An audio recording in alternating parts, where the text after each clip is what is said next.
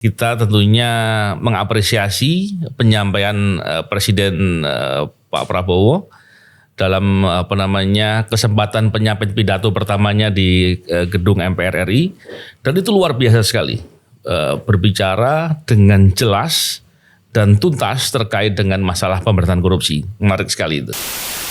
Kita harus berani menghadapi dan memberantas korupsi dengan perbaikan sistem, dengan penegakan hukum yang tegas, dengan digitalisasi.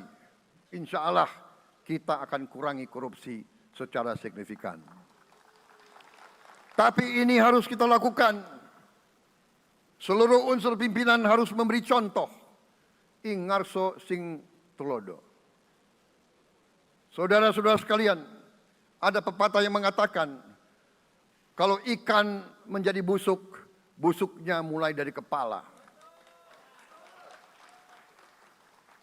Semua pejabat dari semua eselon dan semua tingkatan harus memberi contoh untuk menjalankan kepemimpinan pemerintahan yang sebersih-bersihnya.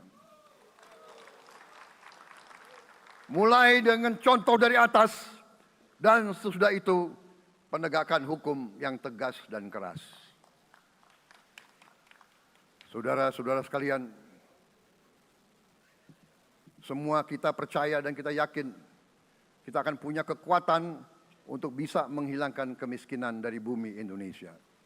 Sekarang saya mengajak saudara-saudara, terutama unsur pimpinan dari semua kalangan, dari kalangan cendekiawan, dari kalangan ulama, dari kalangan pengusaha, dari kalangan pemimpin politik, dari kalangan pemuda dan mahasiswa. Mari kita berani menghadapi tantangan-tantangan tersebut. Saudara-saudara sekalian, tantangan yang besar yang kita hadapi ada yang berasal dari luar kita. Tapi harus kita akui, harus kita berani mengakui, banyak tantangan, banyak kesulitan, banyak rintangan yang berasal dari diri kita sendiri. Saudara-saudara sekalian, kita harus menghadapi kenyataan bahwa masih terlalu banyak kebocoran, penyelewengan, korupsi di negara kita. Ini adalah yang membahayakan masa depan kita dan masa depan anak-anak kita dan cucu-cucu kita. Kita harus berani mengakui terlalu banyak kebocoran-kebocoran dari anggaran kita, penyimpangan-penyimpangan, kolusi di antara para pejabat politik, pejabat pemerintah di semua tingkatan, dengan pengusaha-pengusaha yang nakal, pengusaha-pengusaha yang tidak patriotik. Janganlah kita takut untuk melihat realita ini. Kita masih melihat sebagian saudara-saudara kita yang belum menikmati hasil kemerdekaan. Terlalu banyak saudara-saudara kita yang berada di bawah garis kemiskinan. Terlalu banyak anak-anak kita yang berangkat sekolah tidak makan pagi. Terlalu banyak anak-anak kita yang tidak punya pakaian untuk berangkat sekolah. Saudara-saudara sekalian, harus mendukung apa yang beliau sampaikan ini agar bisa diimplementasi.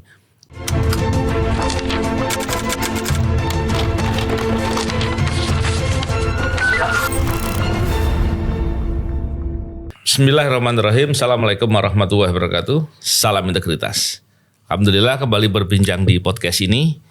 Kali ini kita kembali membincangkan terkait dengan pemberantasan korupsi, dan kita tentunya mengapresiasi penyampaian Presiden Pak Prabowo dalam kesempatan penyampaian pidato pertamanya di gedung MPR RI, dan itu luar biasa sekali, berbicara dengan jelas dan tuntas terkait dengan masalah pemberantasan korupsi. Menarik sekali itu. Dan untuk itu kita akan membincangkan dengan Yudi Purnomo Harap. Apa kabar Yudi? Alhamdulillah seperti biasa Bang, baik, luar biasa, keadaan sehat, yang penting semangat buat NKRI dan merah putih. Dahsyat, luar biasa. Karena kabinetnya kabinet merah putih. Merah putih. Yudi dengar ya yang Pak Prabowo ketika berpidato pertama kali sebagai Presiden Republik Indonesia di gedung MPR, dan porsi yang cukup besar dibicarakan adalah terkait dengan pemberantasan korupsi. Ini menarik sekali nih. Ya, Yudi punya catatan apa soal penyampaian itu? Wah, banyak Bang catatannya. Udah kita buat Bang. Jadi saya mendengarkan khusus Bang buku ya terkait dengan pidatonya beliau dalam pemberantasan korupsi. Ya, karena tentu kedepannya kita membutuhkan presiden yang tegas dan menjadi panglima dalam upaya kita memberantas korupsi. Ada beberapa hal yang menarik ya Bang. Pak Presiden tidak sekonyong-konyong membicarakan tentang korupsi dulu. Dia berbicara tentang kemiskinan dulu Bang. Ya kan, bahwa benar ya, statistik ya bangsa kita masih ada yang miskin. Banyak loh. Banyak gitu Bang ya. Nah, dari situ kemudian salah satu permasalahannya adalah korupsi. Jika memang ingin mengentaskan kemiskinan, maka korupsi harus diberantas. Betul. Nah, dari pidato yang komprehensif mungkin sekitar kurang lebih 4 menit ya Bang terkait dengan kasus korupsi tersebut saya melihat ada ini kan sebenarnya memang textbook thinking. Tentu orang-orang yang menjadi aktivis anti korupsi, ASN yang bergerak dalam reformasi birokrasi, termasuk pencegahan korupsi, ya akademisi, ya pasti paham tentang ini. Ini kan dan sering dibicarakan di forum-forum ilmiah, seminar, pelatihan, diklat anti korupsi dan sebagainya. Tapi kan ini yang berbicara adalah Presiden Bang. Pemimpin tertinggi. Pemimpin tinggi. Ada dua hal yang menarik di situ Bang ya, bahwa beliau ingin pemberantasan korupsi itu terkait dengan penindakan dan juga pencegahan. Di bagian pencegahan ada 3 hal yang sangat penting ya Bang. Pertama, Pak Presiden ingin ada perbaikan sistem. Perbaikan sistem ini sangat penting, mungkin terkait dengan tata kelola. Kita tahu kan banyak anggaran negara untuk bansos, untuk pupuk subsidi dan lain sebagainya, dana BOS, dana desa. Sehingga dengan perbaikan sistem ini itu akan menekan kebocoran anggaran. Kemudian yang kedua Bang, adanya digitalisasi Bang. Nah, ini dalam digitalisasi ini kan kita paham digitalisasi ini merupakan sistem pencegahan untuk membongkar kolusi. Ya, artinya kolusi itu kan kesepakatan antara beberapa pihak untuk melakukan dengan cara melawan hukum untuk melakukan suatu kejahatan dan halnya korupsi. Dan dengan tegas sudah disampaikan oleh Presiden ya bahwa terkait dengan ini tentu beliau sudah paham kalau saya lihat ya, karena bicara tentang pejabat pemerintah yang di situ. Kemudian bekerjasama dengan politisi dan kemudian disokong oleh pengusaha yang nakal. Ya memang itu yang terjadi dan terkait dengan pencegahan yang ketiga itu adalah keteladanan Bang. Nah, ini yang menurut saya sangat bagus. Beliau mengatakan bahwa ikan busuk berasal dari kepalanya. Mulai dari kepalanya. Betul, baru ke badan dan sebagainya. Sehingga harus ada keteladanan dari atasan dan pimpinan baru bisa ke bawah. Ya memang saat ini kita terjadi krisis keteladanan Bang ya. Kemudian selanjutnya setelah melakukan pencegahan ada penindakan Bang. Saya membagi menjadi penindakan. Dalam penindakan ini yang sangat menurut saya dinanti-nanti Bang ya. Bahwa sebenarnya penindakan itu adalah kampanye yang paling efektif untuk mencegah. Karena menciptakan efek jerah. Nah, dari penegakan hukum ini dan sangat jelas sekali dan terang benderang. Wah, seperti cahaya Bang ya. Pak Prabowo mengatakan penegakan hukum harus tegas dan keras. Artinya tegas dan keras tentu ada 2 hal Bang ya. Pertama, ya penegakan hukum nggak boleh tajam ke bawah, ya kan? Ke bawah dan ke atas. Iya, ke atas. Jangan sampai seperti pisau kan, ke bawah tajam, ke atas tumpul. Ya, kemudian keras. Nah, keras ini artinya ya bahwa harus tegas dan kemudian harus keras, yaitu hukumannya harus lama dong.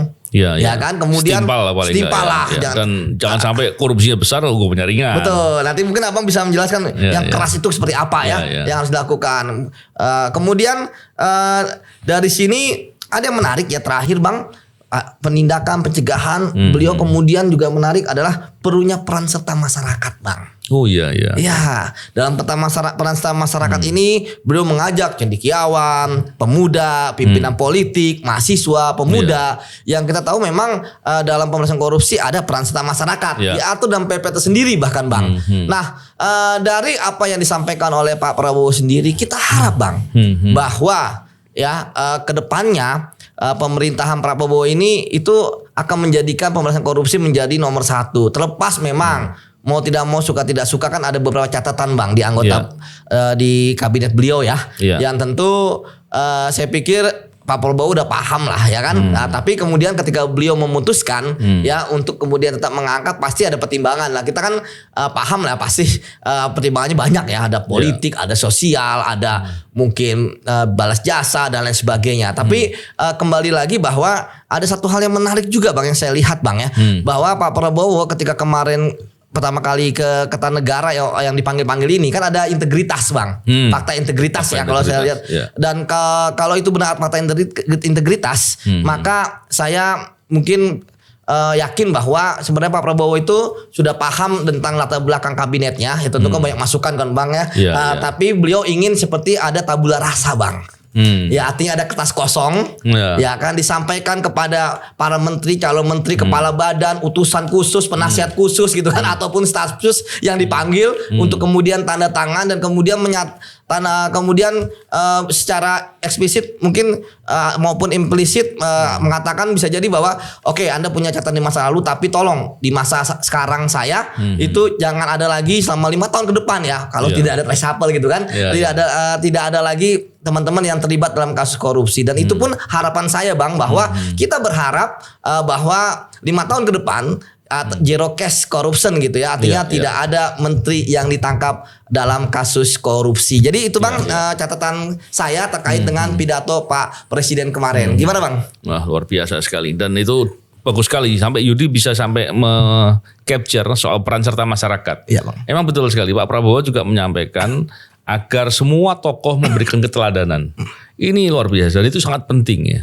Dan tentunya kita berharap apa yang disampaikan oleh Pak Prabowo sebagai Presiden Republik Indonesia tentunya ini kemudian bisa diimplementasi dengan baik dan benar ya. Karena kita tentunya sama-sama mengetahui bahwa hari ini masalah korupsi sedang banyak. KPK-nya lemah. Terus kita melihat agenda pemberantasan korupsi seperti tidak menjadi prioritas. Saya sih paham sekali ya. Kalau Pak Prabowo tidak menyampaikan seperti kemarin, tentunya apapun agenda beliau sebagai kepala pemerintahan untuk menyelenggarakan pembangunan, menyelenggarakan pemerintahan, mengatur tata kelola agar semua berjalan baik, pasti akan tidak mungkin bisa terjadi ketika praktek korupsi yang masif kan gitu ya. Dan gini Yudi. Iya Bang. Dari pidato beliau yang menurut saya ini sangat keren lah, luar biasa.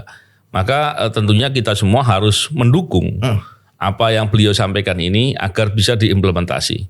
Dan tentunya kita berharap semua pihak bisa ikut mengawasi agar semua aparatur atau pejabat-pejabat yang diangkat sebagai pembantu presiden ini bisa betul-betul menjalankan tugas-tugas yang benar. Saya tadi menyampaikan juga ke beberapa rekan-rekan media ya soal tanggapan atau perspektif dari pidato Pak Presiden Pak Prabowo. Saya tentunya sangat mengapresiasi dan kita berharap dengan sikap yang jelas seperti yang disampaikan oleh beliau di hari pertama pengangkatan sebagai pengangkatan istilahnya apa tuh? Pelantikan ya sebagai Presiden Republik Indonesia. Itu itu sesuatu pesan yang bagus sekali. Dan paling tidak ada 4 hal nih, 4 hal penting ya menurut saya yang perlu untuk ditindaklanjuti. Semoga Pak Prabowo mau mengambil langkah itu. Karena kalau kita lihat dari upaya memberantas korupsi, tentunya kita tahu bahwa lembaga yang dikedepankan harusnya KPK tuh. Dan KPK hari ini lemah. Dengan kondisi KPK yang lemah, berarti tentunya kita berharap harus dikuatkan. Dan Pak Prabowo punya kesempatan itu.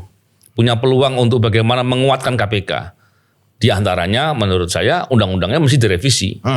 Direvisi dan dikuatkan betul-betul sehingga KPK bisa menjalankan tugasnya dengan benar.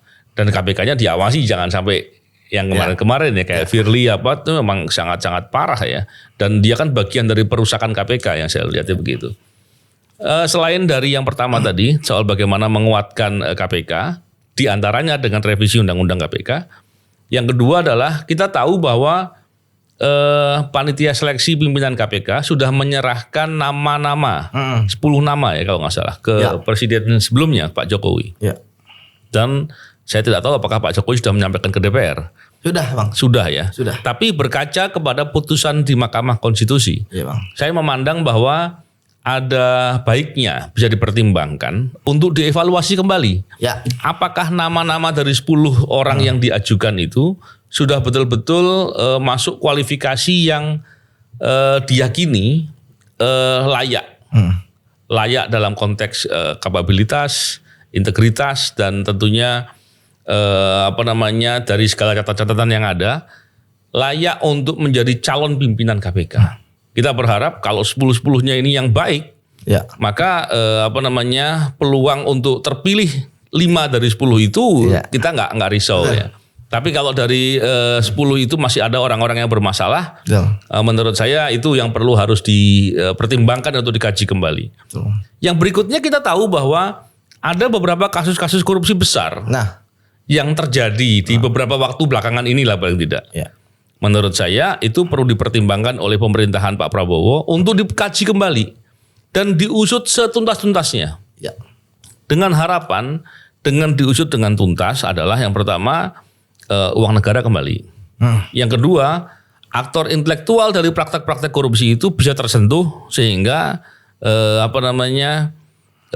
tidak bisa berbuat lagi lah atau menjadi deterrent effect buat yang lain. Dan tentunya kita berharap dengan penegakan hukum dengan cara yang seperti itu, maka semua penegak hukum akan menyadari bahwa sekarang eranya adalah sesuai dengan pidato Pak Presiden untuk menyelenggarakan pemberantasan korupsi dengan benar-benar, dengan sungguh-sungguh demi kepentingan negara, kepentingan rakyat. Dan yang keempat menurut saya adalah perlu juga dibangun sistem integritas nasional. Apa tuh, Bang? Nah, sistem integritas nasional ini paling tidak, ini suatu sistem yang menggambarkan bagaimana penegakan hukum dilakukan dengan cara yang benar. Pemilihan pimpinan-pimpinan lembaga dilakukan dengan transparan.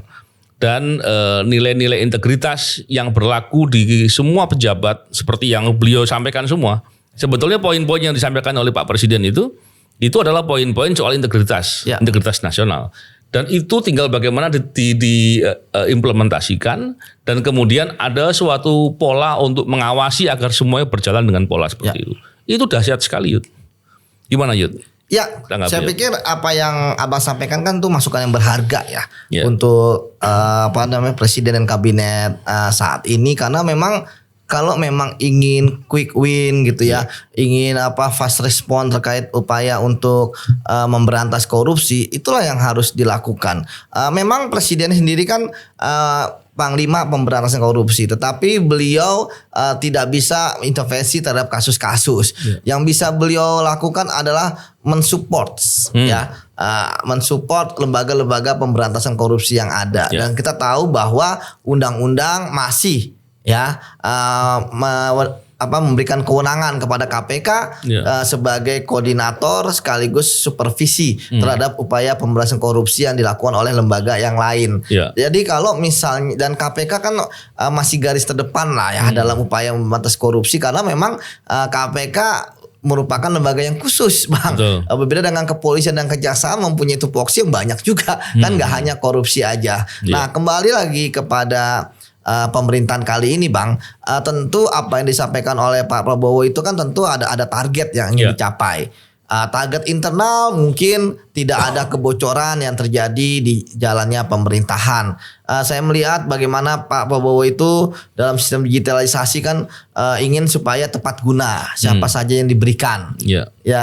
Kemudian juga yang paling penting bagaimana target Indonesianya. Kita tahu bahwa ukuran objektif pemberantasan korupsi di seluruh dunia. Ya digunakan tadi saya katakan digunakan dalam seminar-seminar ilmiah, karya ilmiah ya kan, untuk orang mulai gelar S1, S2, S3, tesis, disertasi gitu, doktor gitu kan. Pasti menggunakan indeks persepsi korupsi untuk menghitung untuk atau menilai tentang bagaimana persepsi terhadap korupsi di suatu negara. Dan kita indeks persepsi kita 34. Saya pribadi berharap dari angka 100 ya. Iya, dari angka 100 Bang. Saya pribadi berharap bahwa pidato Pak Prabowo itu merupakan turunan dari upaya Indonesia menaikkan indeks persepsi korupsi, karena kan bisa ke macam-macam Bang, ke investasi ya, kemudian ke tadi semangat pemberantasan korupsi juga, karena jangan sampai pemberantasan korupsi itu hanyalah yang penting ada. Ketika ditanya apakah Indonesia mempunyai lembaga pemberantasan korupsi, ada KPK, checklist aja. Checklist ada. Kemudian apakah ada koruptor yang ditangkap? Ada. Tapi kan secara kuantitas, secara kualitas, yang penting seadanya, ala kadarnya, hanya untuk memenuhi unsur formil misalnya Bang. Karena memang gini Bang, kalau misalnya indeks persepsi kita 34, kemudian ternyata berbanding terbalik dengan kasus korupsi yang ada di Indonesia yang ditangkepin, tentu kan miris gitu kan. Kalau kita berbicara mengenai persepsi hukum, ketika ada di dalam suatu masyarakat salah satu tipologi kejahatan pidana misalnya korupsi, itu tidak ada yang ditangkepi atau ditangkepi turun, berarti kan pelaku korupsi nggak ada, similar kan. Tapi kemudian kita tahu ya bahwa karena indeks persepsi kita adalah 34, ketika koruptor ditangkepi cuma sedikit, kualitasnya juga ternyata hanya ecek-ecek, cerek gitu kan, jumlahnya juga ternyata lebih mahal biaya untuk melakukan penangkapannya, ya kan, dibandingkan dengan kasus korupsi yang diungkap, masyarakat nggak percaya Bang bahwa udah turun korupsi yang ada di Indonesia, ya kan, kecuali kayak luar negeri misalnya Singapura, ya kan, Korea. Ketika misalnya ada suatu kasus korupsi itu emang anomali, ya kan, karena di sana udah integritasnya sudah bagus, kan. Nah tapi memang nggak mungkin korupsi dihapuskan, pasti kan ada, walaupun misalnya di Singapura dari kecil anak sudah dididik pendidikan karakter, ya kan, kemudian dia kemudian masuk kerja nggak nyogok, ya kan, pemilu nggak ada money politik, menduduki jabatan memang murni Bang, lelang jabatan, ya kan, seleksi murni, atau menang pengadaan ya memang procurement-nya bagus, anggaran tepat sasaran, budgetnya bagus. Tapi kalau di Indonesia ketika nggak ditangkepin malah kita yang aneh, ya kan. Ini apakah koruptornya yang powerful, ya kan, atau kemudian emang KPK juga lemah. Ini bisa jadi gitu kan. Nah ini yang menarik, karena kalau misalnya terjadi seperti ini Bang, koruptor ngapain, kalau misalnya penegak hukumnya lemah, ngapain dia nyerang balik? Kalau dulu kan dia koruptor, ada namanya istilah koruptor fight back gitu kan. Ya koruptor fight back ketika KPK-nya kuat, ya kan. Tapi ketika KPK lemah, ngapain dia fight back gitu kan? Gitu Bang. Biarinnya udah lemah sekali ya. Nggak bisa ngapa-ngapain. Mungkin jangan koruptor kasihan. Gitu. Jadi saya benar Bang, poin yang pertama yang paling fundamental ya. Sebelum kita ngomongin yang lain, sebelum kita ngomongin undang-undang perampasan aset. Karena kalau undang-undang perampasan aset disetujui, kalau nggak ada yang menjalankan, buat apa Bang? Ya kan? Atau misalnya LHKPN-nya diperkuat menjadi tindak pidana, ya kan? Kalau sekarang kan administratif ataupun disiplin aja, ya kan? Kalau dia ASN yang wajib LHKPN, atau kemudian ketika misalnya Bang, sistem integritas nasional yang tadi Abang usulkan, kalau misalnya itu menurut saya tahap ketika misalnya KPK kuat Bang. Karena ketika integritas nasional itu, jadi ini menarik, integritas itu kan sebenarnya lebih tinggi dari permasalahan kasus korupsi ya. Jadi ketika orang punya integritas nggak akan ada kasus korupsi, bahkan etik pun nggak ada Bang. Jadi ketika misalnya KPK-nya kuat, itu pasti akan mendorong kemana-mana Bang. Orang akan banyak ide bagaimana kita. Ingat loh waktu zaman dulu kan ada Island of Integrity, ya kan, karena kalau KPK kuat menghantam-hantam, jangan pada takut. Jadi apapun yang disampaikan, ya kan, pasti akan dilakukan karena ada kepentingan, karena ketakutan. Tapi ketika misalnya sekarang, ketika kondisinya sekarang etik udah nggak jadi bahan masalah, ada yang bermasalah tetap dilantik misalnya, ataupun punya rekam jejak yang buruk jadi omongan di netizen tetap menduduki jabatan, itu kan tentu akan sangat sulit sekali. Karena apa bang? Bagai pisau bermata dua.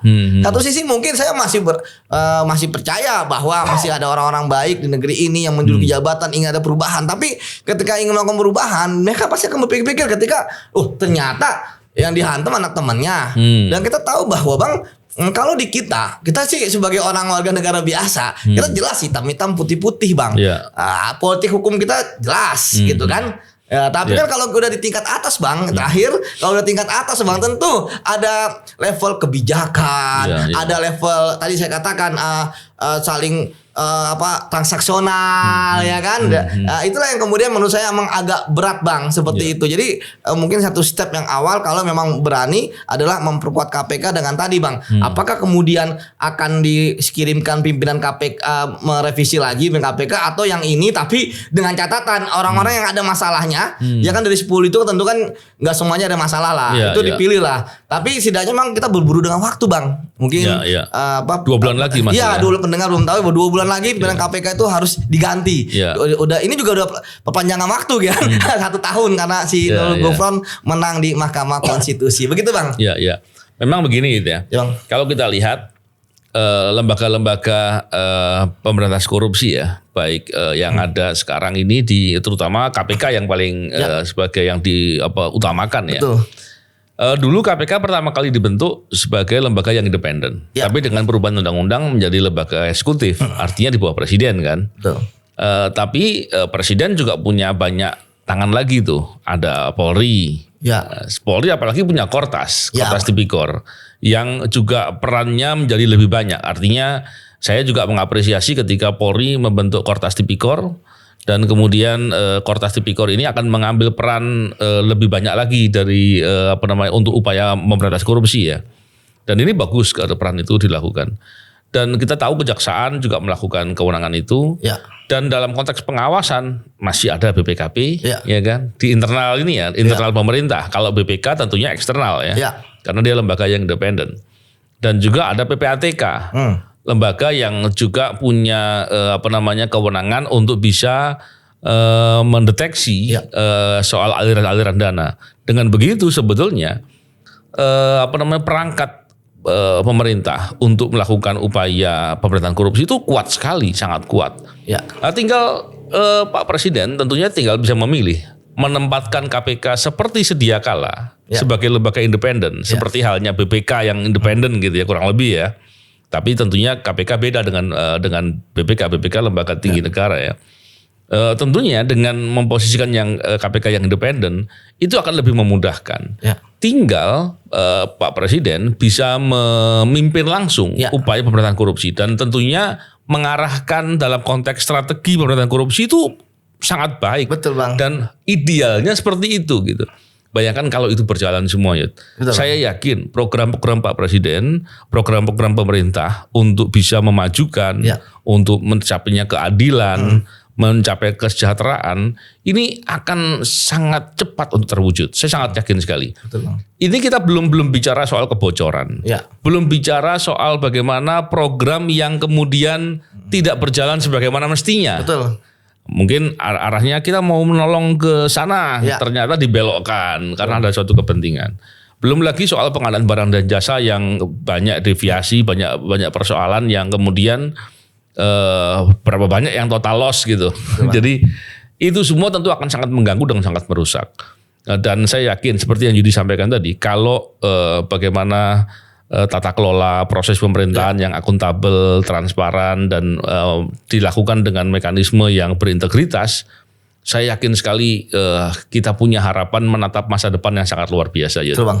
Dan momentum ini terjadi dengan adanya pidato Pak Presiden. Betul bang.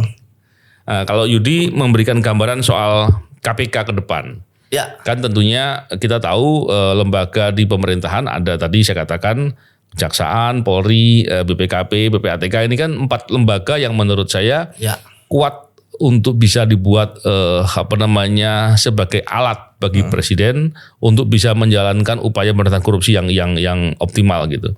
Tapi posisi KPK kan kalau hari ini menurut undang-undang kan di eksekutif nih. Iya bang. Ya kan. Menurut Yudi baiknya KPK itu di eksekutif atau independen? Ya. Ini menarik lagi bang. Kalau kita belajar dari sejarah, gitu kan, karena saya anak sejarah gitu. Iya. Ini ada yang menarik ya. Sebenarnya kan lembaga penegak hukum konvensional itu kan adalah polisi dan kejaksaan. Iya. Ketika KPK lahir, sebenarnya coba untuk dibuat ideal. Semua pemberantasan korupsi itu ada di KPK. Iya. Artinya kan biar ada yang bertanggung jawab. Kalau sekarang kemarin kita lihat bang, ketika indeks persepsi Indonesia naik, ya kan, semua bersorak.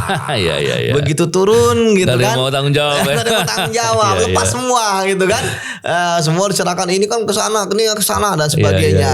Nah, tapi kan kemudian jadi kompromi lah di situ. Walaupun KPK lembaga pemberantasan korupsi, tapi kemudian ternyata kan kepolisian kejaksaan masih, ya kemudian juga KPK dibatasi juga, ya kalau untuk penegakan hukum, walaupun KPK diberi jadi koordinator dalam pemberantasan korupsi dan supervisi gitu ya, namun tetap ada pembatasan bahwa hanya 1 miliar ke atas untuk kerugian keuangan negara, hanya penyelenggara negara dan penegak hukum atau orang lain yang ada kaitannya.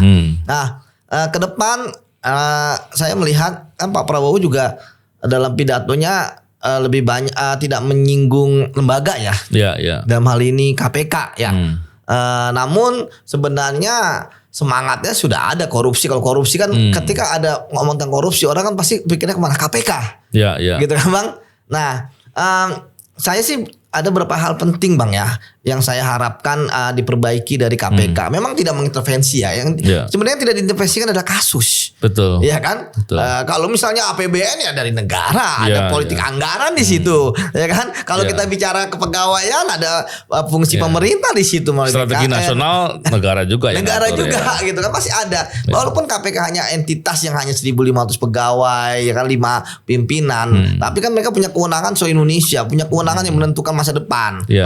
Saya berharap sebenarnya ya setidaknya, tapi memang tantangannya berat ya. Tapi kita harus punya impian juga bang, ya kan. Pasti kan berat. Lebih mudah merevisi undang-undang KPK dalam waktu kurang lebih sebulan gitu ya. Dari mulai disahkan sampai jadi gitu ya. Untuk merusak maksudnya. Daripada memikirkan perbaikan. Daripada memperbaiki gitu bang. Iya. Itu ya kita subjektif dong gitu kan. Jadi memang bongkar rumah emang lebih mudah daripada bangun gitu. Betul. Bongkar rumah mungkin sehari jadi gitu. Bangunnya bisa lama, itu terjadi bang. Nah, sekarang ketika membangunnya saya pikir perlu bertahap. Ketika ini juga ambigu bang, lucu KPK merupakan rumpun eksekutif. Tapi independen dalam ngapain? Mendingan kayak dulu lagi, udah nggak usah ada kata-kata eksekutif gitu kan. Ngapain gitu kan? Ini kayak mata dua juga gitu kan. Kalau sekarang akhirnya dimainkan bahwa dulu waktu awalnya kan sampai Firly datang ke rapat kabinet paripurna, ya kan? Karena eksekutif itu. Tapi akhirnya sekarang berubah, ya kan? Bukan gitu maksudnya lah. Yang mana yang maksudnya gitu kan? Jadi akhirnya kan ambigu juga gitu kan. Rasanya masih sama kayak dulu, tetapi kemudian nomenklaturnya berbeda. Nah, tentu kita berharap bahwa independensi KPK itu akan sangat penting bang, bahwa tidak ada intervensi pada KPK dari siapapun, dimanapun terhadap pegawai KPK yang manapun, baik pimpinan KPK, struktur KPK, gitu kan, maupun pegawai KPK ya. Artinya bang, bahwa KPK itu kan bisa independen kalau 3 hal, kewenangannya melalui undang-undang KPK, kemudian pegawainya, ya, yang tentu nggak boleh punya banyak kepentingan, baik pegawai yang pegawai biasa maupun strukturalnya, gitu, yang dia bukan orangnya ini orang itu, jangan ada faksi-faksi di KPK menurut saya, bang kan, atau ini orangnya itulah bahaya gitu kan, termasuk yang ketiga pimpinannya juga, kita tahu pimpinan memang secara politik, tapi kan harusnya ketika dipilih secara politik ya dia lepas tangan ketika udah jadi pimpinan loh, bukan artinya harus belas jasa, saya kan dipilih oleh partai ABCD. Maka saya akan mencoba untuk menjaga supaya partai ABCD kan nggak boleh begitu. Kan kasihan nanti negara ini, termasuk banyak terjadi di KPK hal-hal yang menurut saya ini kontroversi ya. Si A perlakuannya begini, si B perlakuannya begitu, kok beda. Ketika ada OTT misalnya, ketika yang ada perkara yang lain di ultimatum buat datang ketika ditetapkan jadi tersangka gitu kan. Kalau enggak akan jadi buronan gitu kan, atau jemput paksa atau ya kan. Ada satu yang ya kok habis diomongin kok diem aja, bahkan proper gitu kan. Kok nggak ada upaya ultimatum, kamu datang kalau nggak saya ini kok gitu. Iya, saya tahu nih guys. Artinya kan sebenarnya gini, terlepas dari ya asas praduga tak bersalah ya, kalau orangnya oke lah, tapi maksudnya KPK-nya bang, Anda tuh mau ngapain gitu kan, malah Anda tuh bukannya menjadi solusi bagi pemberantasan korupsi, malah menjadi masalah gitu kan. Jangan berargumentasi kita kan silent mana nggak kelihatan. Harun Masiku silent sampai sekarang nggak kelihatan. Ini sunyi senyap benar-benar sunyi senyap nggak terdengar gitu kan. Kalau Cicak kan kalau Cicak kan pelan-pelan langsung hap kan, ditangkap. Ini kan nggak hap gitu kan. Seperti itu bang. Ya menarik sekali nih bincang-bincang kita ini Yot. Dan tentunya kita berharap momentum ini kemudian betul-betul digunakan. Nggak hilang bang. Nggak hilang. Betul. Dan kemudian apa yang disampaikan oleh Pak Presiden dalam pidatonya, tentunya apa yang beliau sampaikan kan bukan tiba-tiba. Beliau sudah mempersiapkan itu semua. Bang, betul. Dan ini semoga bisa diimplementasikan. Saya berharap paling tidak dari 4 usulan tadi dan beberapa yang Yudi sampaikan juga itu bisa kemudian dieksekusi lah. Kita berharap KPK-nya kuat, indeks persepsi korupsi Indonesia meningkat, dan kemudian kemiskinan kemudian bisa terentaskan, bisa diatasi masalah mencerdaskan kehidupan bangsa dan lain-lain karena program-program pemerintah berjalan, yang mana itu berjalan karena tidak dihambat atau bocor gara-gara praktek-praktek korupsi. Terima kasih Yud, semoga bermanfaat. Salam integritas. Assalamualaikum warahmatullahi wabarakatuh. Waalaikumsalam warahmatullahi wabarakatuh.